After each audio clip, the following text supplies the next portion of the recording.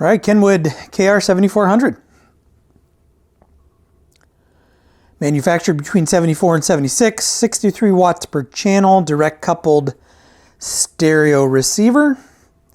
Decent size, kind of a typical size for a receiver of this vintage.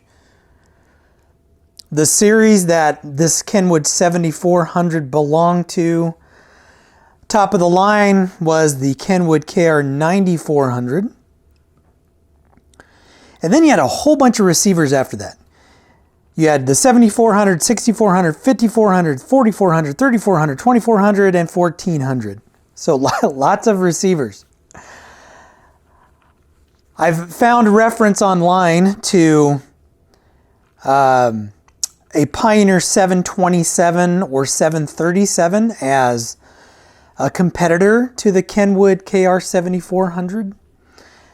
I think those are slightly lower wattage units, though. I would have to confirm. But I'm sure if you're doing a price comparison at that point in time, they were probably competing. At least those model numbers were competing. I was kind of surprised at the age of this receiver when it crossed my bench. So I used to have a Kenwood KR 6600 and I loved it. I loved the way it looked. I loved the way it sounded. I ended up giving that to my brother when he got back into vinyl. And when this came across my bench, I thought for sure this was a later 70s. But actually that series, the 6600, right? I mean, if you look at the numbers, it should make sense to me. But the 6600 actually came after like the 6400. So the 7600 came after the 7400. Again, it makes sense, but for some reason in my mind, those looked older than this particular series. So the aesthetics, completely Kenwood, right? There's no mistake that this is a Kenwood. It looks good. It seems to be built pretty well. Now, I'd have to reference when my Kenwood KA 6000 was manufactured. I don't remember. I'm going to have to flash up a slide or something. I'll put some text in here saying, where that fell in relation to this one. But I will tell you that from what I've seen on this one, the build quality is very similar. Aesthetically, it looks really nice. The knobs, the buttons, they're okay. It does have a nice engraved face though.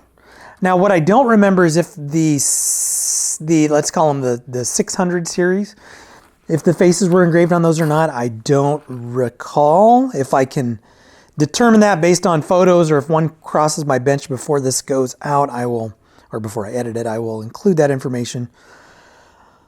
But I'm not completely sure about that. So nice engraved face, switches, knobs, okay. Decent veneered side panels. You can see the veneer has shrank a little bit over time. Not the greatest, not the worst. Certainly better than a Pioneer 50 series. That garbage, that tissue paper they used was horrible. Sound, I like Kenwood sound. Growing up as a child of the 80s when I got into my stereo equipment, I loved Kenwood. But why did I love Kenwood? I love Kenwood because it was typically cheaper than Pioneer. I couldn't even think of a Marantz or a Sansui. I could kind of get into maybe a lower end Pioneer, but Kenwood, I could save money and I would get something that was higher wattage, looked pretty cool. So that's kind of the niche that I think Kenwood filled for a lot of people, right? So comparable Pioneer might be 40, 45 watts per channel. This is 63, right? And probably dollar for dollar, probably spending the same amount of money, but getting more power. And again, it doesn't look too bad, but it's not the greatest either. That's all I can say. Like even the dial pointer, it feels a little loose. It feels a little sloppy. I may take that off FM if that starts flashing. But, you know, sound-wise, Kenwoods, they sound good. So I haven't come across a Kenwood that really, I didn't think sounded probably better than it should have. Maybe I'll put it to you that way. So for operation, hookups are easy. Speaker terminals are spring-loaded. RCA connectors. I don't think this has a jumper. No jumper. You cannot separate the preamp and the power amp. It does have a quad hookup on the back. Quad adapter hookup, it looks like. Sorry, you probably see my reflection in there. Controls are laid out thoughtfully, so you have power, right? Speaker select, so right now it's on off. Bass, mid, treble. Stereo mode, so they were still doing the stereo mode thing at this point in time. That was like a 60s, early 70s thing, it seemed like. So you could do left, right, stereo, reverse, or mix. Input selector, AM, FM, phono 1, phono 2, that's a bonus. Auxiliary, and then mic. And then you have a tape source selector. FM muting, low filter, high filter, loudness. Balance is up here with the volume control, and you have the volume control. And then you have the dial pointer knob up there. So pretty easy to use, pretty easy to hook up, right? Standard. Serviceability, so I have worked extensively on the 6600s. I've had 2 of those that I've completely gone through, recapped. Those are easy to work on. I've worked on several 5400s, a 6400. This is the first 7400. I don't think I've ever worked on a 7600, but just poking around inside here, it looks like this would be more on the beginner easy side, maybe creeping towards intermediate level. Everything is pretty easy to get to, at least as far as I could tell in here. Common problems with these, I couldn't find much. Now, this is of that time period where there could be some bad transistors in here. You will have caps and transistors that are drifting out of spec. That's just to be expected for a receiver that's this old. The one common issue that I have found, though, and I'll flash an image that I pulled off of Audio Karma, was that, and I believe this was for the power supply, or part of the power supply board assembly. I'll clarify that if I can determine by the photo or the thread. In fact, maybe I'll include the thread up here. What board it is. But there's a heat issue with a couple of resistors. They're placed pretty close together. They get pretty hot, and you'll see scorch marks or burn marks on the board because of the heat that's generated. So a common preventive maintenance task to perform would be to replace those 2 resistors with larger wattage resistors, lift them up off the board and maybe separate them a little bit more so the heat is dissipated better. Beyond that, I really couldn't find anything. And again, that's not to say that there are not some other issues, some other things you want to do or look out for on these. But that was kind of the only common issue that I was able to find. If you're going to look for one of these, what are some things that you should pay attention to, right? So completeness, cosmetic condition, right, condition of the veneered side panels. I think these can be removed, so you may find these without the side panels, is what I'm assuming.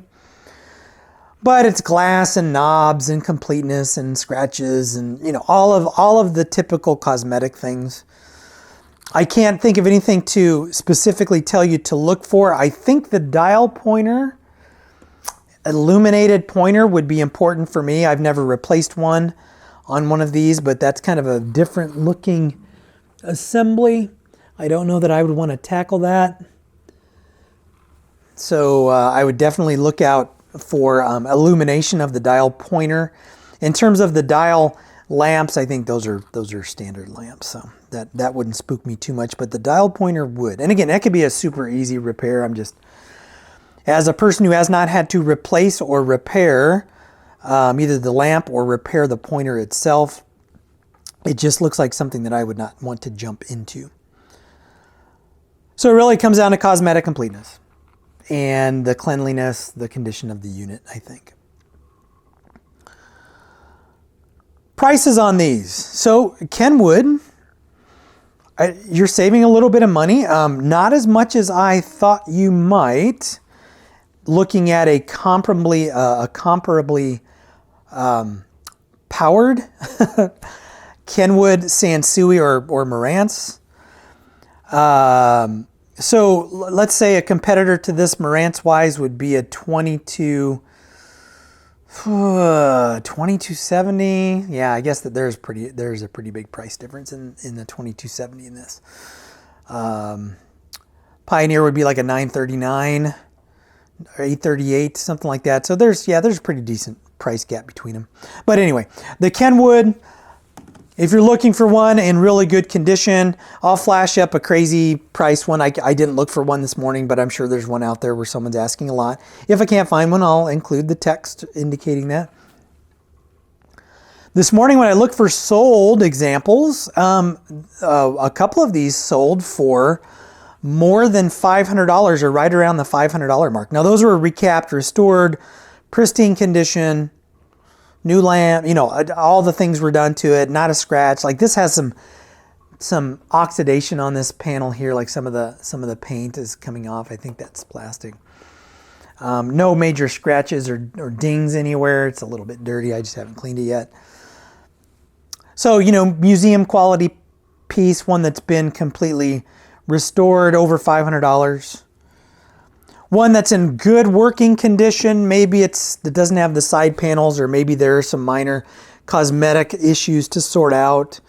Maybe, it wouldn't be anything major, but you're looking at, $400, $350. For parts, right, to pick one of these up to work on, to get sorted out, less than $200 or right around $200. This morning, a majority of the sales were in that probably $350 to $400 range that I saw. And then the 4 parts or repair units were right around $2 to $2.25. And there were, I think, 2 or 3 of those. It's not to say you couldn't get one of these for less than $200. My target, because I'm kind of cheap, would be, $150. See if I can get one shipped for $150. I don't know that I would want to go as far as $200 on one of these. But that's just me. But again, I have to factor in what I want to make on it and then what the shop has to make on it. So, but yeah, so this is one of those 200, 350, 500, in terms of the tiers. 4 parts are not working, and then a good usable unit, and then one that's been restored. Again, decent. Kenwood, nothing wrong with Kenwood. It's not a part of the big 3 kind of consumer grade or one, manufacturers that people can actually afford. Marantz, Sansui, and Pioneer. Pioneer, though, you could get into a Pioneer of this vintage for a pretty decent price. Some of the Marantz stuff is crazy. Some of the Sansui stuff can be crazy. But Kenwood, it's not bottom of the barrel, but it's not exactly top of the heap either.